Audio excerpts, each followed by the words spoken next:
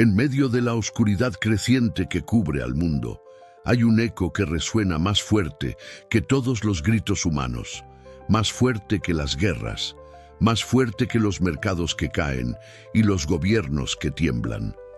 Ese eco no es de la tierra, sino del cielo. Es un llamado que no admite indiferencia porque viene cargado de urgencia y de eternidad. Un llamado que divide el tiempo en dos, antes de escucharlo y después de decidir qué hacer con él. Porque no es un simple mensaje religioso más, no es una voz perdida entre tantas doctrinas. Es la voz del Creador del universo, una trompeta final que advierte que el reloj profético ha llegado a su última hora. Y si hasta hoy muchos han ignorado los rumores del fin, este mensaje no puede ser ignorado porque es la última advertencia de Dios a la humanidad antes de que el juicio caiga. Y si te dijera que las visiones del apóstol Juan en la isla de Patmos no eran símbolos lejanos, sino que describen lo que tú y yo estamos viviendo en este mismo instante. Y si te dijera que Apocalipsis 14 no es un capítulo olvidado, sino la clave para entender por qué el mundo está como está, por qué las potencias se tambalean, por qué la fe verdadera parece extinguirse y sin embargo el cielo levanta su voz con más poder que nunca. Ese capítulo encierra la proclamación de los tres ángeles y con ellos la última llamada divina. Teme a Dios, adora al Creador, huye de la confusión de Babilonia y decide a quién perteneces antes de que la marca de la bestia selle el destino eterno de millones. No estamos hablando de metáforas abstractas, sino de la batalla más real que existe. ¿Quién recibirá tu adoración? ¿Quién gobernará tu corazón? ¿Quién determinará tu futuro eterno? La humanidad está dividida no entre ricos y pobres, no entre países y culturas, sino entre aquellos que escuchan la voz del cielo y los que se rinden al ruido de la tierra. Esa es la tensión que Apocalipsis 14 pone delante de nosotros como un espejo profético. El Evangelio eterno aún resuena, pero la ventana de oportunidad se está cerrando. El mensaje no es cómodo, no busca halagar ni entretener, sino despertar a los que duermen y sacudir a los que creen que todavía tienen tiempo. Porque lo cierto es que el tiempo se agota, y aquí es donde tú entras. No estás viendo este video por casualidad. La misma voz que habló a Juan hace casi 2000 años es la que hoy te llama a ti.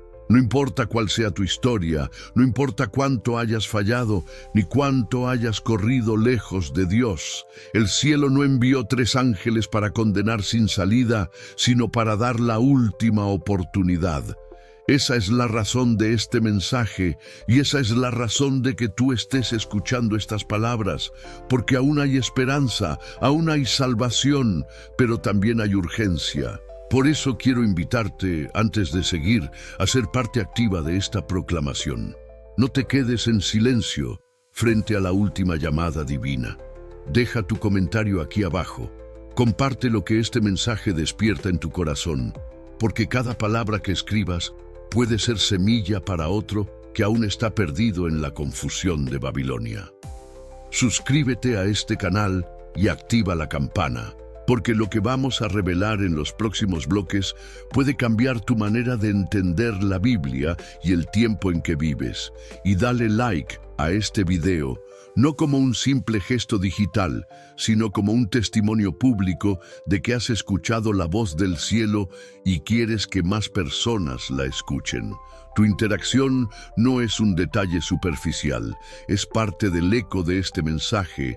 Es un modo de unirte a la proclamación de los 3 ángeles que ya vuelan por los cielos anunciando que la hora del juicio ha llegado. Imagina la escena. Un cielo oscuro, atravesado de pronto por un resplandor. 3 mensajeros celestiales se despliegan sobre la tierra.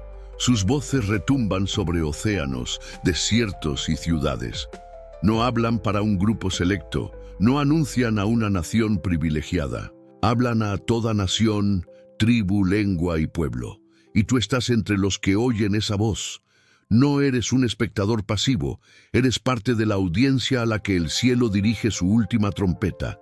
El Evangelio eterno no es una teoría, es una decisión. Y Apocalipsis 14 es el capítulo que coloca esa decisión frente a tus ojos sin maquillaje ni evasivas. Mientras el mundo corre detrás de su propio ruido, tú tienes ahora la oportunidad de detenerte, de levantar la vista y escuchar lo que viene de lo alto. Porque lo que se juega aquí no es el futuro de un país ni el destino de una economía. Es tu eternidad. Y esta es, literalmente, la última llamada. Bloque 2. El Evangelio eterno que no puede callar. El apóstol Juan, exiliado en la solitaria isla de Patmos, vio algo que el tiempo no ha conseguido borrar. Un ángel que volaba por en medio del cielo, llevando un mensaje que no era pasajero, ni cultural, ni sujeto a modas o tradiciones humanas. Lo llamó el Evangelio eterno. No un evangelio adaptado a las ideologías de turno, ni un evangelio a medias que acomoda la verdad para no incomodar, sino eterno. El mismo desde la fundación del mundo, el mismo que anunció la victoria del Cordero cuando aún Adán y Eva lloraban su caída. El mismo que ardió en la zarza frente a Moisés. El mismo que resplandeció en el rostro de Cristo crucificado y resucitado. Ese Evangelio eterno no puede ser silenciado, porque es el anuncio más urgente de todos los tiempos. Temed a Dios y dadle gloria, porque la hora de su juicio ha llegado, y adorad a aquel que hizo el cielo y la tierra, el mar y las fuentes de las aguas. Apocalipsis 14:7. El mensaje del primer ángel no empieza con un consejo, ni con un llamado a la prosperidad, ni con un entretenimiento religioso. Empieza con un mandato directo: temed a Dios. En un mundo que ha perdido todo temor sagrado, donde el nombre del Señor se usa como broma, donde los altares han sido reemplazados por pantallas y los dioses modernos se visten de tecnología, placer y poder, el cielo irrumpe con una orden que corta como espada. Reconoce la santidad del Creador. Ese temor no es terror paralizante, sino reverencia absoluta, un reconocimiento de que la vida no me pertenece, de que no soy dueño de mi destino, sino criatura delante de un Creador eterno.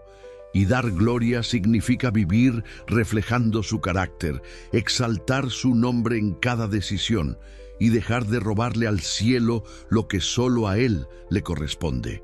Lo más impactante es la razón, porque la hora de su juicio ha llegado. No dice, llegará algún día, no habla en futuro incierto, declara que la hora ya está aquí. Desde la perspectiva profética, estamos en el clímax de la historia, en el momento en que cada vida está siendo pesada en la balanza de lo eterno. Ese anuncio no es un ensayo para generaciones futuras, es la realidad presente. Tú y yo estamos viviendo en la hora del juicio, y cada pensamiento, cada palabra, cada elección está siendo registrada delante del trono celestial. No es casual que este mensaje sea proclamado a toda nación, tribu, lengua y pueblo.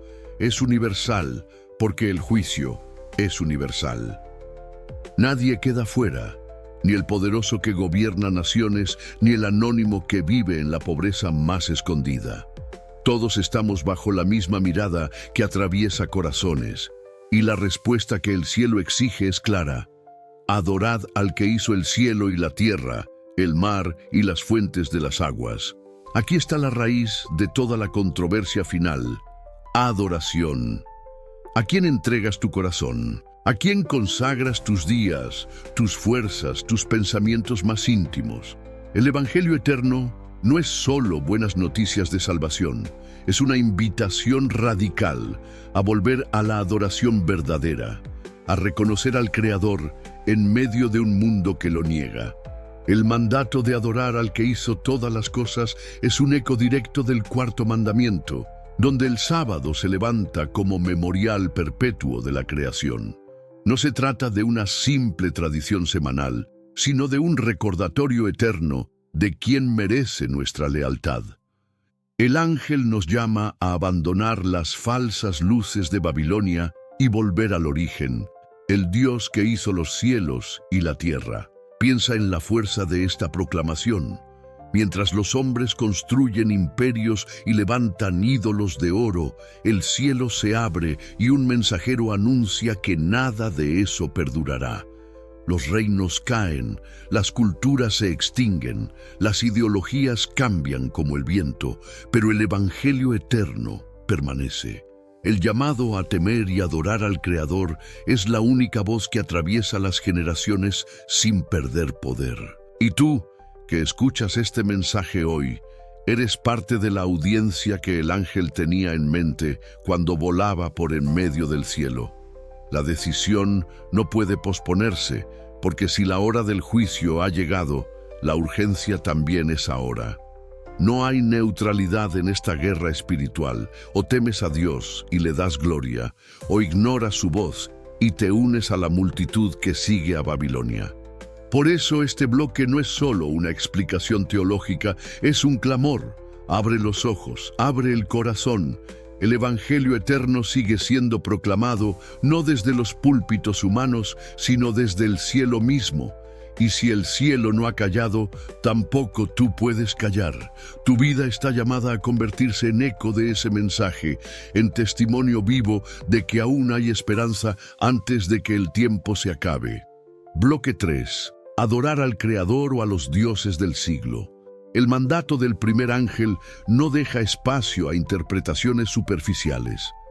Adorad al que hizo el cielo y la tierra, el mar y las fuentes de las aguas. La adoración es el campo de batalla del fin de los tiempos.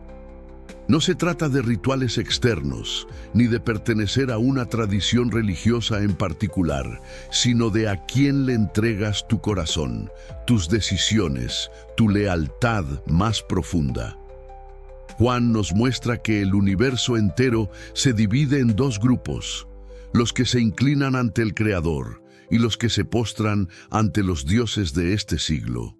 Y aquí surge la pregunta inevitable: ¿a quién adoras tú? La sociedad moderna, orgullosa de su progreso, ha levantado un panteón de ídolos tan seductores como destructivos. El dinero, convertido en medida de valor absoluto, exige sacrificios cotidianos, familias rotas, tiempo robado, principios traicionados. El poder político se levanta como un dios que promete seguridad, pero al costo de tu libertad y tu conciencia. La tecnología, aunque útil, se transforma en ídolo cuando suplanta al Creador, cuando pretende ofrecer inmortalidad digital o trascendencia artificial. Incluso la propia imagen personal, amplificada por pantallas y redes, se convierte en altar donde millones se rinden a la vanidad, buscando aprobación y reconocimiento como si fueran oxígeno. Estos son los dioses de nuestro tiempo. Invisibles en templos, pero visibles en cada decisión que esclaviza el alma. El contraste con el llamado divino es radical. El Creador no pide tu adoración para engrandecerse, sino porque Él es la fuente de la vida. Cuando adoras al Dios vivo, reconoces que no fuiste hecho para servir a la nada, sino para reflejar la gloria de aquel que te dio aliento. Adorar al Creador es recuperar el propósito perdido, es levantar la mirada del polvo y contemplar la eternidad. Por eso, Apocalipsis 14 coloca la adoración en el centro del conflicto, porque la adoración define identidad y destino. Nadie puede permanecer neutral. La indiferencia ya es una forma de adoración a los ídolos de este siglo. El eco del sábado como memorial de la creación resuena aquí con fuerza profética. En un mundo que niega los orígenes divinos, que explica la vida como accidente ciego, el mandamiento de apartar un día para recordar al Creador se convierte en testimonio de resistencia espiritual. No se trata de legalismo, sino de lealtad. Cada vez que un hijo de Dios guarda ese día en honor al Creador, proclama al universo que su adoración no pertenece a los dioses de la ciencia idolatrada, ni al mercado, ni al tiempo devorador, sino al que hizo todo lo que existe. El sábado se levanta como estandarte de fidelidad en un tiempo donde la mayoría corre tras los ídolos del siglo. Pero no nos engañemos, adorar al Creador tiene un costo. Significa rechazar la comodidad de Babilonia, desafiar la corriente de un mundo que ridiculiza la fe y permanecer firme cuando la presión social, económica y hasta religiosa exige conformidad. La verdadera adoración no es un canto en una iglesia, es un acto de resistencia espiritual contra un sistema global que se prepara para imponer la marca de la bestia. Por eso, la proclamación del ángel es urgente. Quien no adore al Creador terminará tarde o temprano rindiéndose ante los dioses del siglo. Y esos dioses, por brillantes que parezcan, son falsos, vacíos y condenados a caer. En lo profundo, cada ser humano ya está adorando algo o a alguien. No existe el vacío espiritual. El corazón fue diseñado para inclinarse, para rendirse, para buscar sentido en lo trascendente. La única decisión real es, ¿te inclinarás ante lo creado o ante el Creador? ¿Seguirás a los dioses pasajeros del siglo que prometen placer y entregan vacío? ¿O volverás al Dios eterno que promete cruz y entrega vida? Esa es la elección de Apocalipsis 14. Y esa es la elección que el cielo coloca hoy delante de ti. La batalla no se libra en los templos antiguos, sino en la intimidad de tu mente, en la dirección de tu vida, en las prioridades que marcan tus días. Allí, en lo secreto, decides quién es tu Dios. Y ese Dios determinará tu eternidad. El mensaje del ángel no es teoría lejana, es espada que corta el presente. Adorad al Creador, porque la hora del juicio ya ha llegado, y pronto quedará en evidencia quién se inclinó ante la gloria de Dios y quién se rindió a la seducción de los dioses del siglo. Bloque 4. La hora del juicio ha llegado. Cuando el primer ángel proclama que la hora de su juicio ha llegado, no está lanzando una advertencia lejana ni una profecía vaga. Está declarando un presente ineludible. La humanidad ya no vive en un tiempo de preparación indefinida, sino en el escenario final, donde el tribunal celestial está abierto y los registros de cada vida son examinados ante el trono de Dios. No se trata de un juicio humano, limitado y corrupto, sino del juicio eterno, donde nada queda oculto, donde cada pensamiento secreto y cada intención del corazón son revelados con claridad absoluta.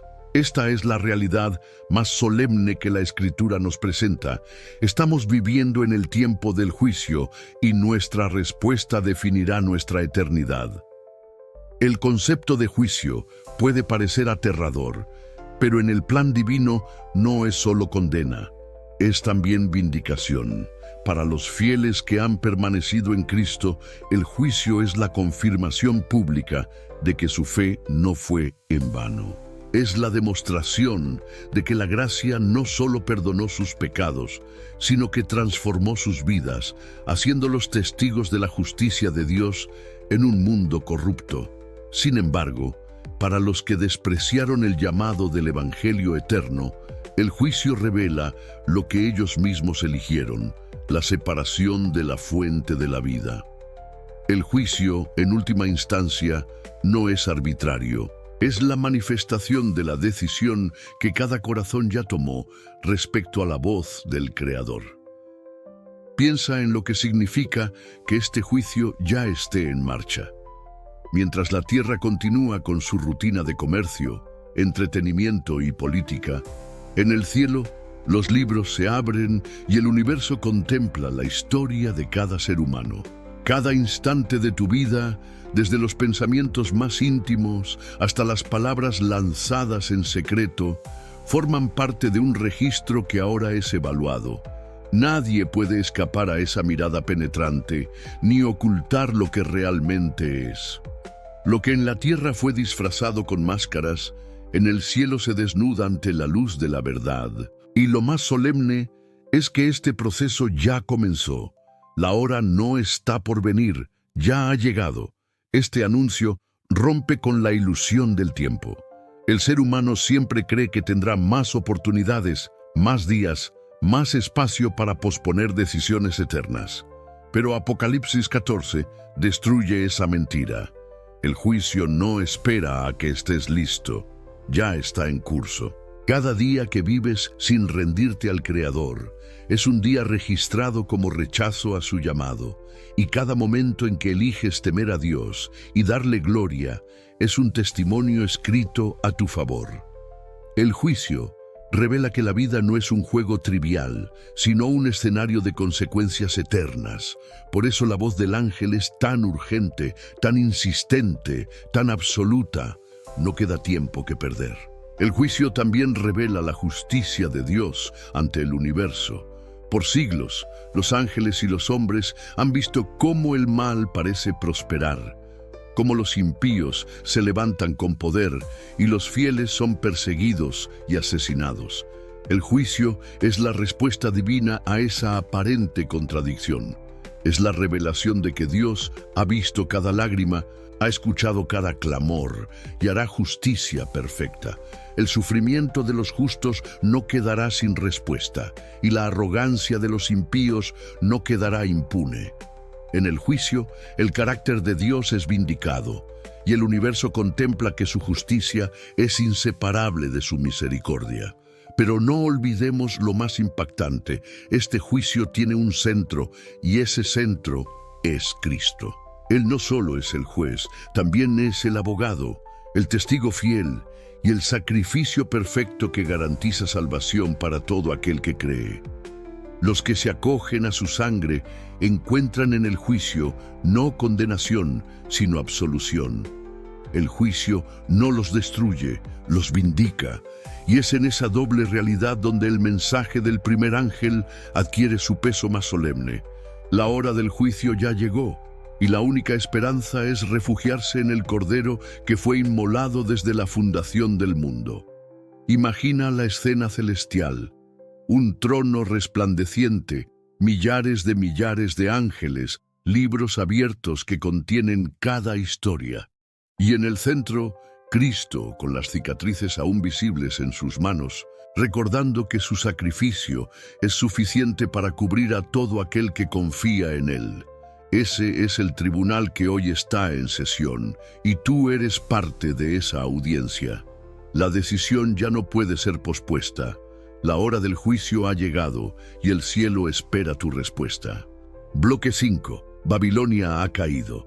Tras el eco solemne del primer ángel, aparece un segundo mensajero en el escenario profético. Su voz no anuncia esperanza, sino ruina.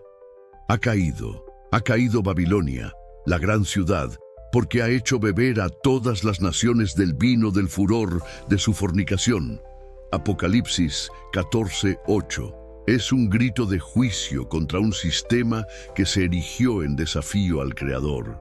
Un sistema que sedujo a reyes, mercaderes y multitudes, pero que al final se desploma bajo el peso de su propia corrupción.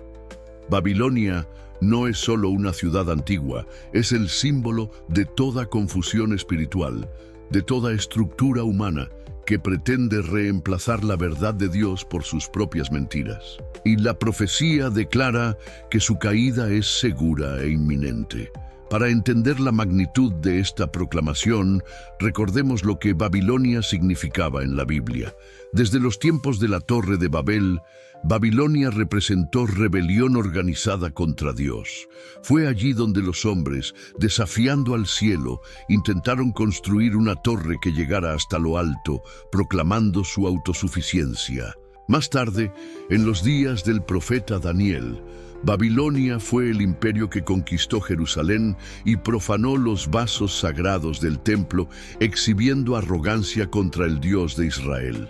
Pero en Apocalipsis, Babilonia ya no es un imperio político aislado.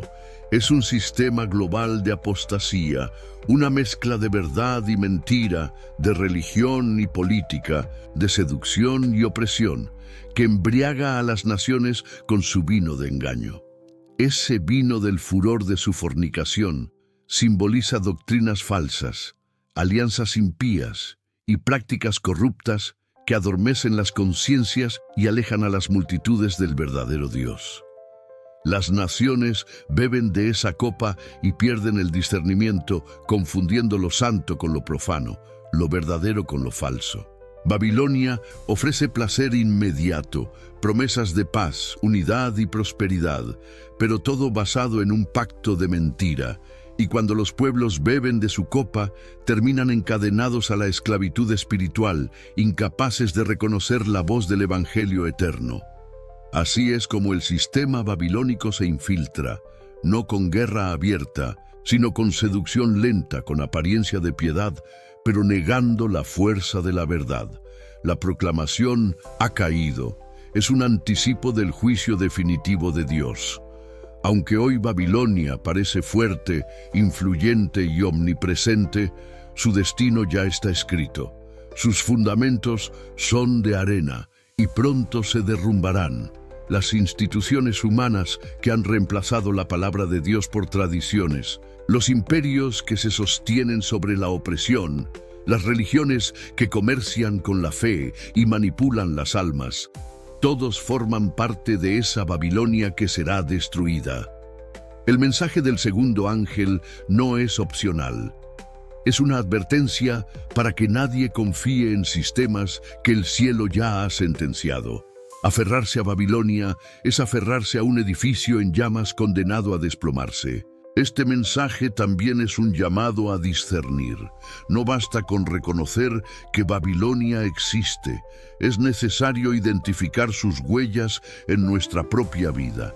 ¿Qué doctrinas, qué costumbres, qué prioridades forman parte de ese vino que adormece? Tal vez sea la comodidad espiritual que nos hace conformarnos con una fe superficial. Tal vez sea la idolatría de una religión sin obediencia, donde se adora con labios, pero se vive en rebelión. Tal vez sea la confianza en líderes humanos en lugar de en Cristo.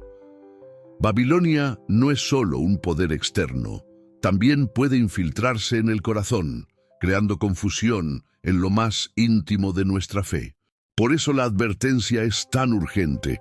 Reconoce a Babilonia, aléjate de su vino, porque su caída está asegurada.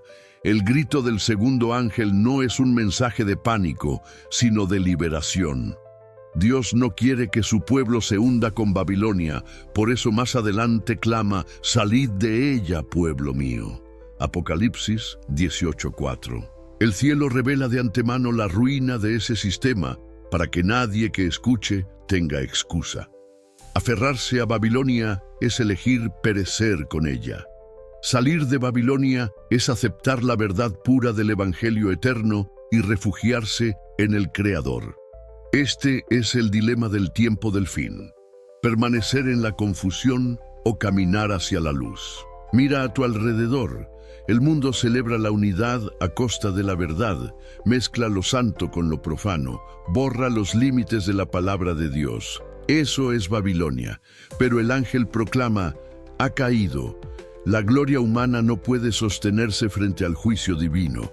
El futuro de Babilonia es destrucción, pero el futuro del pueblo fiel es salvación. La pregunta es, ¿en qué lado estarás tú cuando el cielo haga temblar las estructuras de este mundo? Bloque 6. Salid de ella, pueblo mío.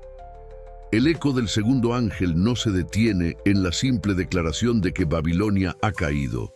Más adelante, en Apocalipsis 18:4, el cielo hace sonar un clamor aún más directo, más personal, más desgarrador. Salid de ella, pueblo mío, para que no seáis partícipes de sus pecados ni recibáis parte de sus plagas. Aquí ya no se trata de un diagnóstico profético general, sino de una orden urgente a cada creyente que aún permanece atrapado en las redes de la confusión espiritual. El mensaje es claro: Babilonia está condenada, y quien permanezca en ella compartirá su destino. No hay neutralidad posible, no hay terreno intermedio donde refugiarse. O sales y te unes al Creador, o caes con la ciudad en ruinas. Este llamado expone una realidad incómoda. Muchos del pueblo de Dios todavía están dentro de Babilonia. No se refiere solo a incrédulos o enemigos declarados de la fe, sino a hombres y mujeres que, aunque profesan seguir a Cristo, han bebido del vino de la confusión. Se han acostumbrado a doctrinas mezcladas con tradiciones humanas, a religiones que predican prosperidad pero no arrepentimiento, a comunidades que celebran unidad a costa de verdad. El cielo no niega que todavía sean su pueblo, pero les advierte que la permanencia en ese ambiente los llevará a la ruina. El amor de Dios se revela en esta orden: pueblo mío, salid. No es un rechazo, es una invitación a escapar de un sistema condenado antes de que sea demasiado tarde. Salir de Babilonia no siempre es fácil. Significa romper con la comodidad de la mayoría, enfrentar el rechazo de quienes se quedan, desafiar estructuras que parecen inamovibles. Implica reconocer que lo que durante años fue considerado normal o aceptable, en realidad estaba en contradicción con la palabra de Dios. Es un llamado a la valentía espiritual, a la fidelidad radical. Muchos preferirán seguir en Babilonia porque allí está la multitud, allí está la apariencia de seguridad, pero la multitud nunca ha sido garantía de verdad. El camino angosto que conduce a la vida siempre ha requerido decisiones solitarias, valientes y dolorosas. Y hoy, más que nunca, esa decisión está frente a cada uno de nosotros. El llamado a salir no es geográfico, es espiritual. No significa mudarse de ciudad o abandonar el mundo material, sino dejar atrás las prácticas, creencias y actitudes que forman parte de la confusión babilónica. Es abandonar la mezcla de verdad y error, dejar de confiar en sistemas humanos que reemplazan la autoridad de Cristo, renunciar a alianzas que comprometen la fe. Salir de Babilonia es romper con el pecado oculto, con la indiferencia, con la tibieza espiritual que el mundo presenta como normalidad. Es volver al Evangelio eterno en toda su pureza, es temer a Dios y darle gloria aun cuando el mundo entero le da la espalda. Pero este llamado también es urgente porque las plagas están por caer. El juicio de Dios sobre Babilonia no es una posibilidad lejana, es un decreto sellado. Permanecer dentro de sus muros significa compartir su condena. Por eso el cielo clama con tanta insistencia: pueblo mío, salid. No se trata de un consejo opcional, sino de una orden de vida o muerte.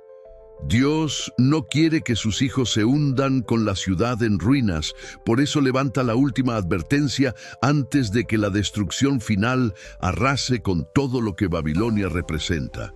Piensa en lo personal que es este llamado. No dice, salgan ellos, dice, pueblo mío, salid. Tú que escuchas este mensaje, eres parte de esa exhortación. No basta con saber que Babilonia caerá, debes decidir si seguirás dentro de sus muros o si darás el paso de fe para salir. Tal vez salgas solo, tal vez salgas incomprendido, tal vez salgas criticado, pero mejor soportar el rechazo de los hombres que la condena de Dios. El amor divino te invita a refugiarte en Cristo, a permanecer en su verdad, a separarte de la confusión que arrastra multitudes hacia la perdición. Porque Babilonia caerá, pero quienes escuchen la voz del cielo y salgan de ella hallarán salvación y vida eterna. Bloque 7. La marca o el sello. Después del anuncio de la caída de Babilonia, irrumpe el mensaje más solemne y aterrador de toda la Escritura. El tercer ángel levanta su voz y advierte con palabras que hacen temblar al alma. Si alguno adora a la bestia y a su imagen, y recibe la marca en su frente o en su mano, él también beberá del vino de la ira de Dios, que ha sido vaciado puro en el cáliz de su ira. Apocalipsis 14:9-10. Nunca antes el cielo había expresado una advertencia tan severa. Aquí no hay términos suaves, no hay lugar para neutralidad.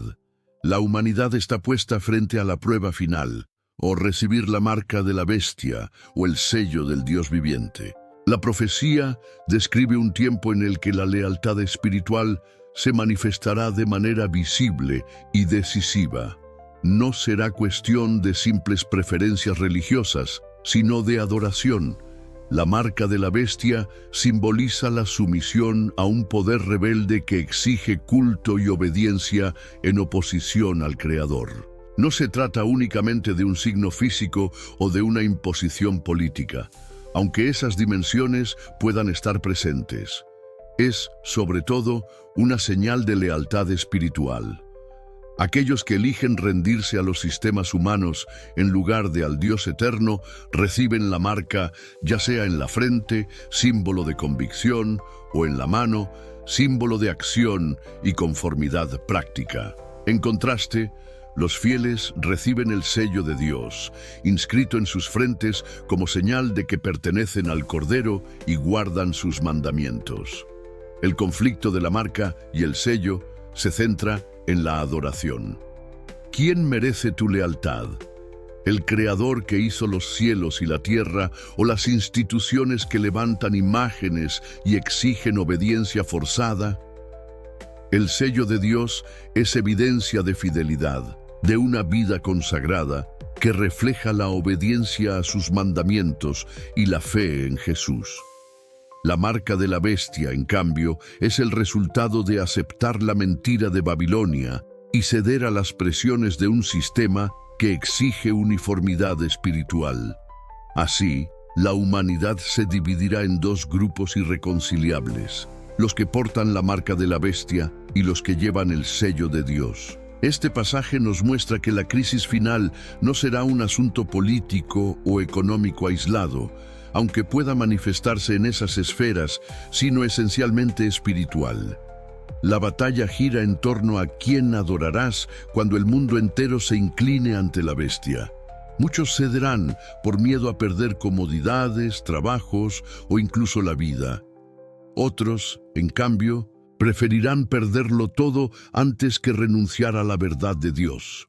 La advertencia del ángel es clara: los que reciban la marca beberán de la ira divina sin mezcla de misericordia. El juicio será absoluto porque la decisión será consciente y definitiva. Ya no habrá excusas, ya no habrá ignorancia. Cada persona habrá tomado partido. Este mensaje también nos recuerda que las decisiones de hoy preparan el terreno para la crisis de mañana. Quien ahora vive en obediencia parcial, justificando compromisos con Babilonia, fácilmente cederá cuando llegue la presión. Pero quien ahora camina en fidelidad, aunque cueste, estará listo para resistir en el día final. El sello de Dios no se recibe en un instante mágico, sino en una vida de consagración continua, en corazones que ya han decidido adorar al Creador en espíritu y en verdad.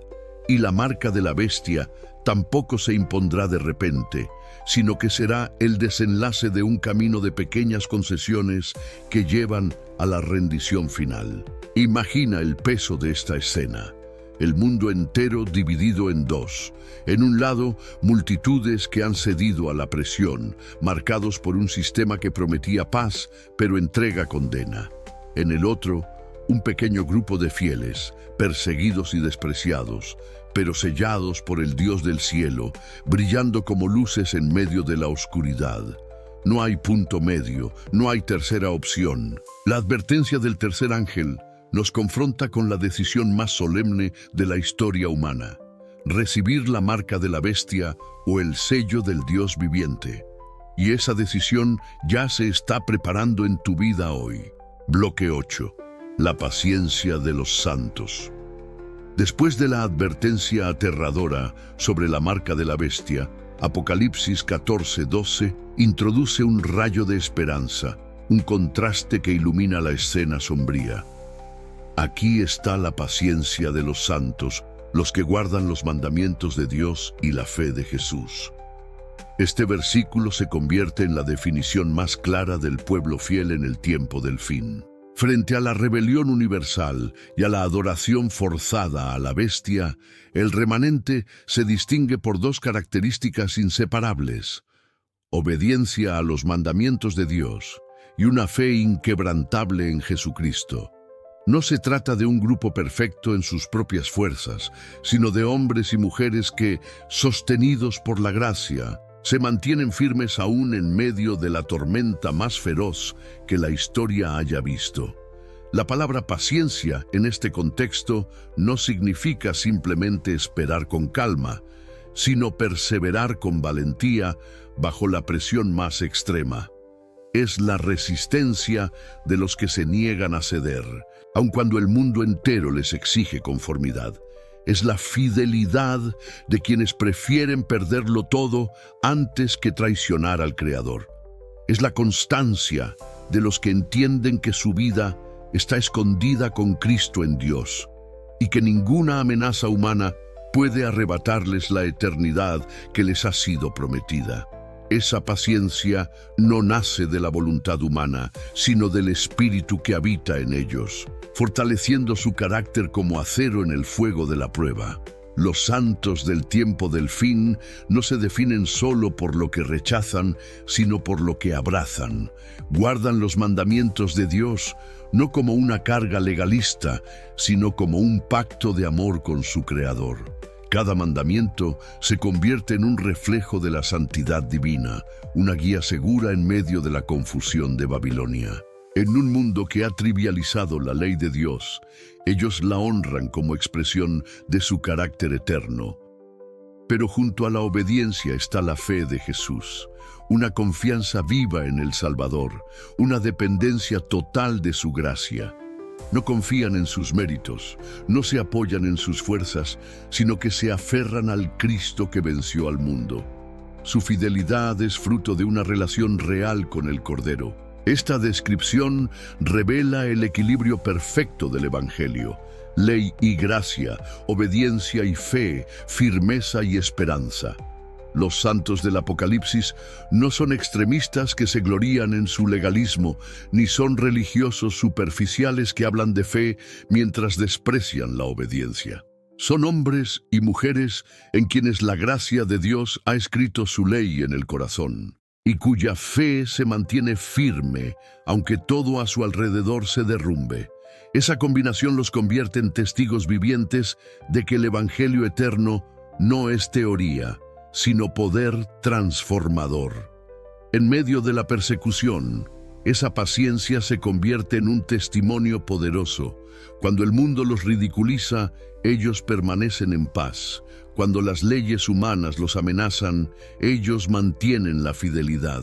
Cuando pierden bienes, trabajos o incluso la vida, su confianza no se quiebra porque saben que su herencia está en el reino eterno. Esa paciencia no es resignación pasiva, es resistencia activa. Una fe que desafía al sistema de la bestia y demuestra que es posible vivir bajo la autoridad del Creador, aún en el tiempo más oscuro. Imagina esa escena: un mundo entero rendido ante la bestia, pero un pequeño grupo permanece en pie, sus rostros iluminados por la certeza de que están en las manos de Dios.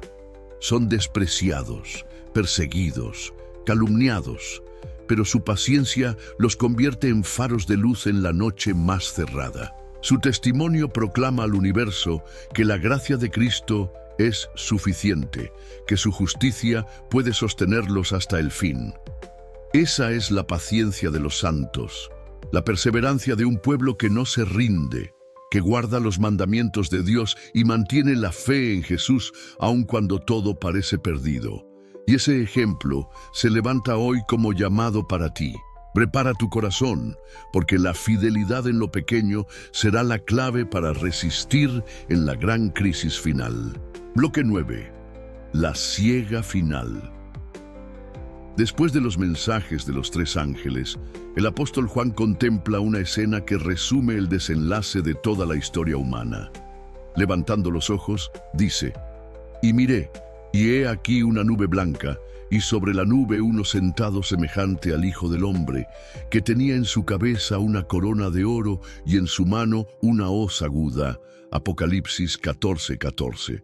La visión cambia del anuncio a la acción, de la advertencia a la ejecución.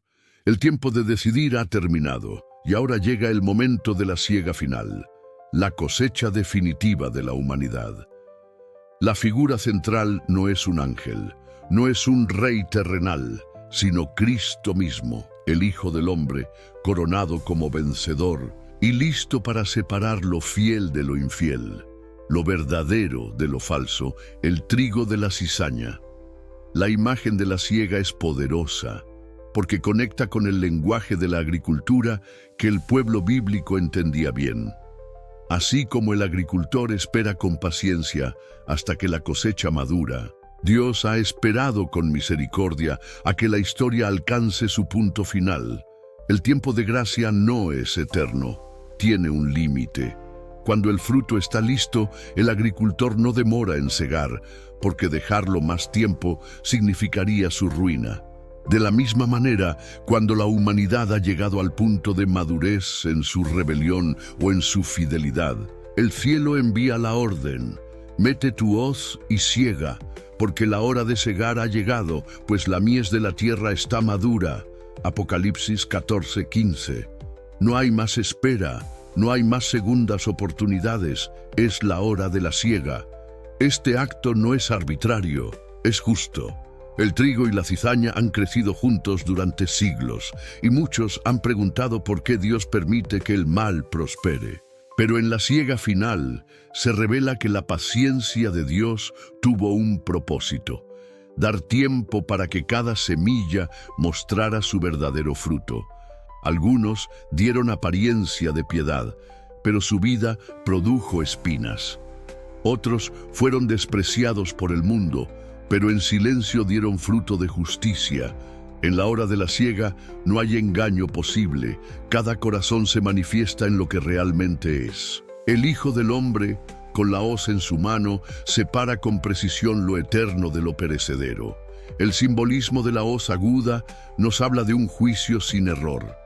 Cristo no corta a ciegas. Él conoce a cada uno de los suyos. Su mirada penetra donde nadie más puede ver, y su corte es perfecto. Para los fieles, esta siega significa redención. Son recogidos como espigas preciosas y llevados al granero del cielo.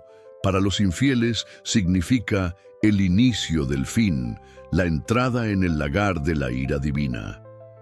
Esta doble cosecha muestra que la venida de Cristo no es solo salvación, también es juicio. El mismo acto que rescata a los santos condena a los impíos. La nube blanca con el Hijo del Hombre es para unos esperanza gloriosa y para otros terror inevitable. La siega final también nos recuerda que la decisión se toma antes de la cosecha. El agricultor no cambia el fruto en el momento de recogerlo, solo lo separa. Así será en el día final. Cristo no transformará corazones rebeldes en fieles al instante de su venida, sino que revelará lo que cada uno ya decidió mientras tuvo oportunidad. Esa es la solemnidad de este mensaje. Hoy aún hay tiempo para decidir, pero en la hora de la siega ya no lo habrá. Por eso el Evangelio eterno resuena con tanta urgencia, porque cuando la hoz descienda, el destino quedará sellado para siempre. Imagina la escena: el cielo abierto, una nube blanca resplandeciente y sobre ella Cristo, no ya como Cordero sufriente, sino como Rey y Segador. Millones de ángeles esperan la orden. La tierra tiembla mientras las voces proféticas se cumplen. Y de pronto, el mandato retumba: mete tu hoz y siega. En ese instante, el mundo entero se divide. Los fieles son reunidos, las lágrimas se transforman en gozo y la esperanza se convierte en realidad. Los infieles, en cambio, son dejados para el lagar de la ira. El contraste es absoluto, definitivo, eterno. La siega final no es un mito religioso, es el destino ineludible que espera a cada ser humano. Y hoy, mientras escuchas este mensaje, tu vida está siendo preparada para ese momento. La pregunta es, ¿serás trigo en el granero del Señor o cizaña destinada al fuego? Bloque 10. El lagar de la ira. Tras la visión de la ciega, Juan contempla una escena aún más sobrecogedora. Y salió otro ángel del templo que está en el cielo, teniendo también una hoz aguda. Y el ángel arrojó su hoz en la tierra, y vendimió la viña de la tierra, y echó las uvas en el gran lagar de la ira de Dios. Y fue pisado el lagar fuera de la ciudad, y del lagar salió sangre hasta los frenos de los caballos, por 1600 estadios. Apocalipsis 14, 17, 20. Aquí no hay metáforas dulces ni imágenes suaves. El Espíritu nos muestra el resultado final de la rebelión humana. La cosecha de la maldad es triturada en el lagar divino, y el resultado es juicio, destrucción y sangre. Esta es la otra cara de la siega. Mientras los fieles son recogidos al granero del cielo, los impíos son echados en el lagar de la ira. La imagen del lagar era bien conocida en tiempos bíblicos. Los agricultores colocaban las uvas en un espacio tallado en la roca y luego las pisaban hasta que el jugo corría como río. Era una imagen de abundancia y celebración en tiempos de vendimia. Pero aquí, el lagar se transforma en símbolo de juicio implacable. Las uvas representan a los impíos que rechazaron el Evangelio eterno, que eligieron la marca de la bestia y despreciaron el llamado del Creador. En lugar de gozo, lo que fluye es sangre. En lugar de vino de fiesta, lo que brota es el testimonio del castigo divino. Es un cuadro gráfico, deliberadamente impactante, que revela la seriedad del destino de quienes se levantan contra Dios. El hecho de que el lagar sea pisado fuera de la ciudad tiene un significado profundo. Cristo también murió fuera de la ciudad, cargando con la ira del pecado para ofrecer salvación. Quienes lo rechazaron ahora enfrentan la ira sin mediación, sin mezcla de misericordia. Ya no hay intercesión, ya no hay oportunidad. El día de gracia terminó, y lo único que queda es la cosecha de lo que cada uno sembró. El contraste es solemne.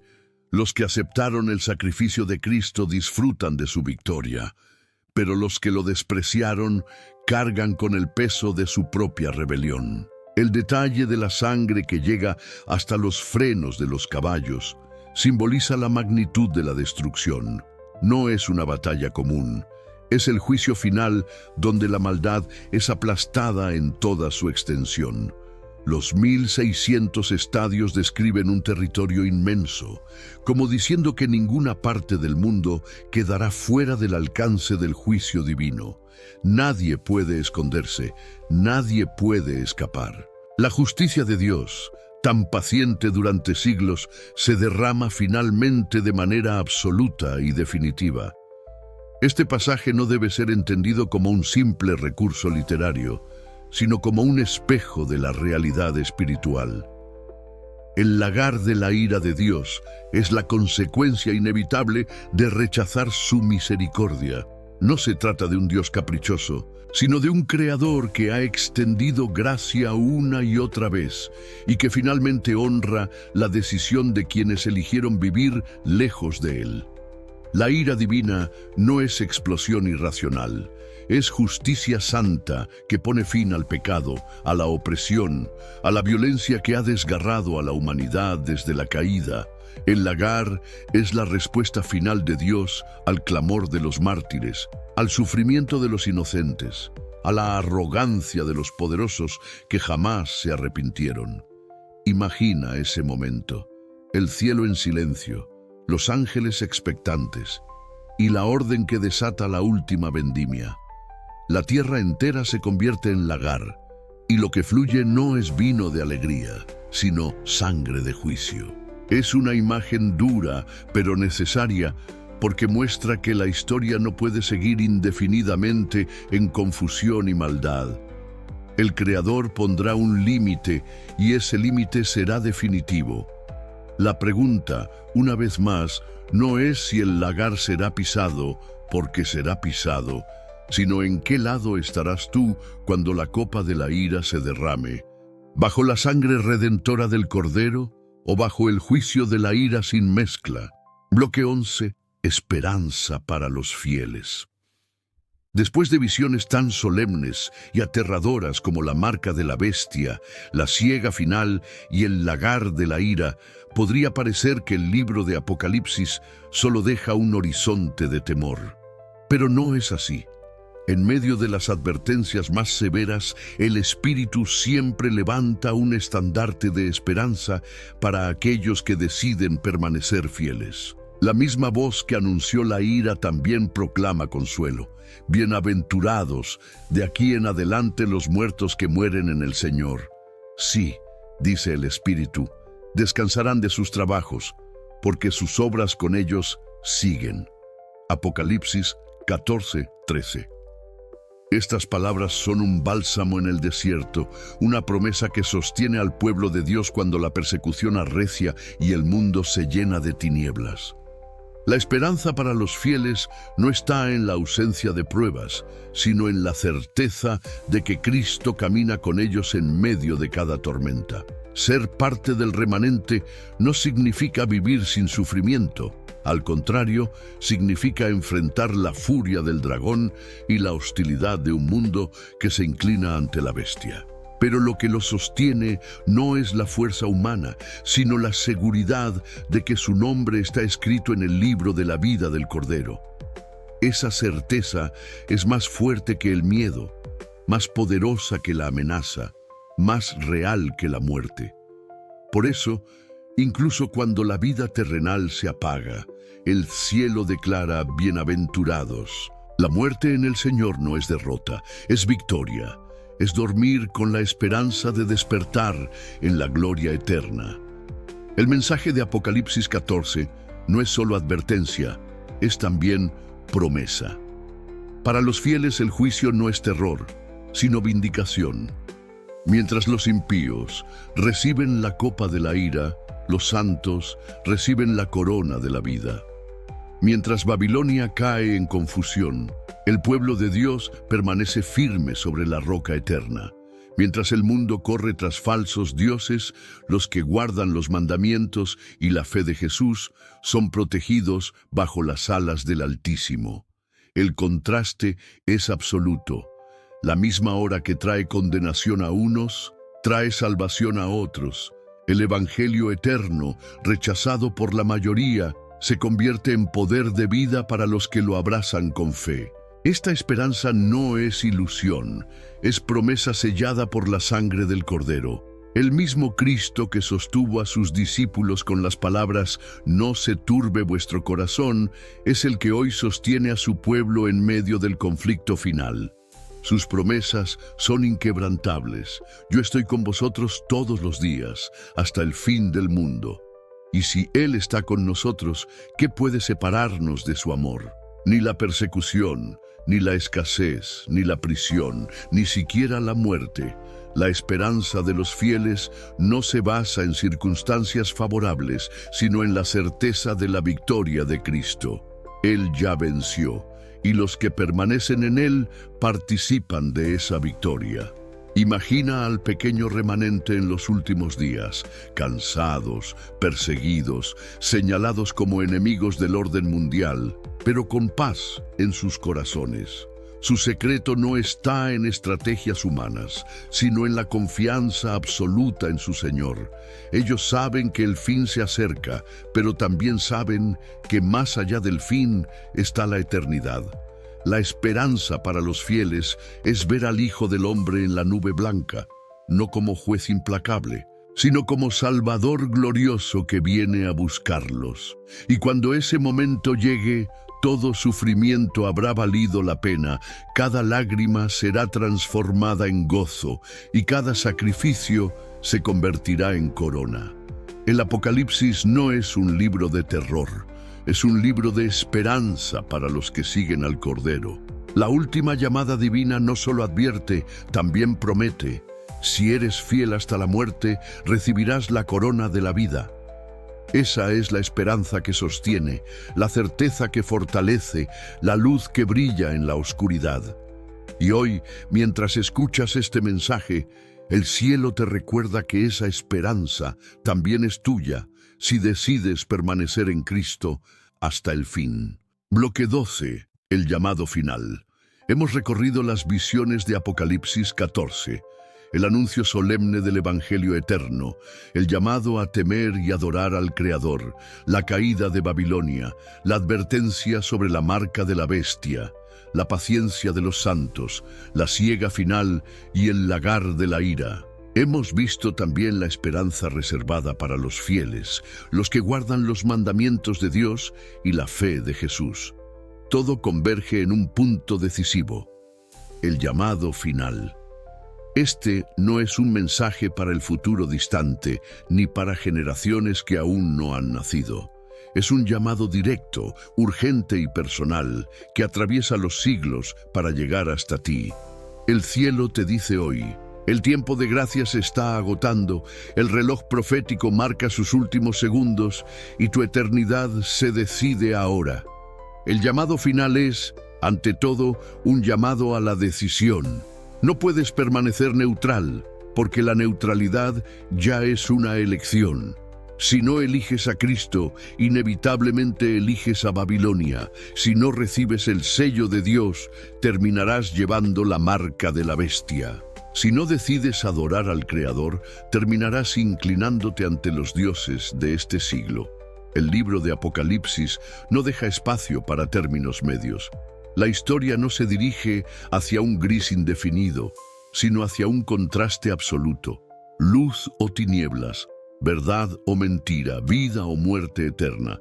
Y lo más solemne es que ese desenlace ya está en camino. El llamado final es también un llamado a la consagración. No basta con simpatizar con la verdad ni con tener buenas intenciones. El cielo reclama entrega total, una vida marcada por la obediencia a los mandamientos de Dios y la fe en Jesús. Consagrarse significa rendir cada área de tu existencia al Señor, renunciar a las cadenas de Babilonia y vivir bajo la autoridad del Cordero. Significa estar dispuesto a perderlo todo antes que traicionar tu fe, a caminar contra la corriente de un mundo que se prepara para adorar a la bestia. La consagración no es un ideal abstracto, es una decisión diaria de permanecer fiel en lo pequeño, sabiendo que pronto se avecina la gran prueba. Este llamado es también un llamado a la esperanza. Aunque el escenario descrito es sombrío, el desenlace para los fieles es glorioso. El mismo Cristo que vendrá con hoz aguda para cegar la tierra es el que abrirá las puertas de la eternidad para su pueblo. El mismo que juzga con justicia es el que promete enjugar toda lágrima de sus ojos. El Apocalipsis no termina en terror, termina en victoria. Y esa victoria no está reservada para unos pocos escogidos al azar, sino para todos los que acepten la invitación de seguir al Cordero donde quiera que va. Tú puedes ser parte de esa multitud vestida de blanco que canta un cántico nuevo delante del trono. Todo depende de tu respuesta al llamado final. Por eso, mientras escuchas estas palabras, el cielo espera tu decisión. No mañana, no más adelante, no cuando la vida sea más cómoda. Hoy. Hoy es el día aceptable. Hoy es el tiempo de salvación. La última llamada divina resuena en tu corazón. Teme a Dios. Dale gloria. Adora al Creador. Sal de Babilonia. Rechaza la marca de la bestia, recibe el sello de Dios, persevera en la fe de Jesús. Ese es el camino de los santos, ese es el sendero de la victoria eterna. No ignores esta voz, no dejes que el ruido del mundo ahogue el clamor del cielo. Este puede ser el último mensaje que escuches antes de que la historia llegue a su fin. Por eso te invito, con la autoridad de la palabra profética, a tomar tu decisión ahora. Inclina tu corazón ante el Creador, entrégale tu vida a Cristo y permanece fiel hasta el fin. Y como señal de que aceptas este llamado, te animo a dejar tu comentario aquí abajo, compartiendo tu decisión de seguir al Cordero. Suscríbete a este canal para continuar recibiendo mensajes que fortalezcan tu fe y dale like a este video para que más personas puedan escuchar la última llamada divina. No es un simple gesto digital, es parte de la proclamación, un testimonio público de que has decidido estar del lado de Dios en el gran conflicto final. La última llamada ya está resonando. El juicio ha comenzado. Babilonia ha caído. La marca de la bestia se aproxima. La siega está por realizarse y el lagar será pisado. Pero también hay un refugio seguro, el Cordero que venció. Hoy es tu oportunidad, no la dejes pasar.